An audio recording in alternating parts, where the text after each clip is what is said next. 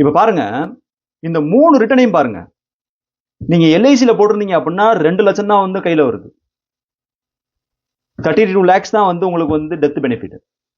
எஃப்டில போட்டிருந்தீங்க அப்படின்னா உங்களுக்கு வந்து 2,82,307 rupees வந்து மந்த்லி வருது.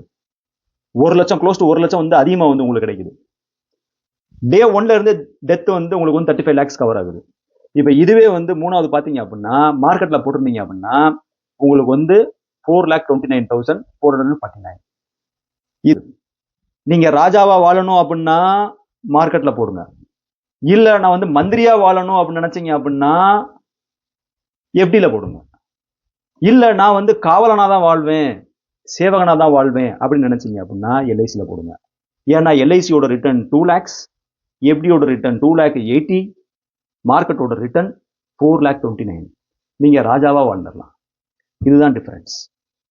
ஸோ இந்த ஒரு புரிதல் வந்து உங்களுக்கு இருந்துச்சு அப்படின்னா, இன்சூரன்ஸ் வேற, இன்வெஸ்ட்மெண்ட் வேற அப்படின்ற புரிதல் இருந்துச்சு அப்படின்னா நீங்க வந்து ஃபைனான்சியலி அண்டர்ஸ்டாண்டபிள் பர்சன் ஆயிட்டீங்க.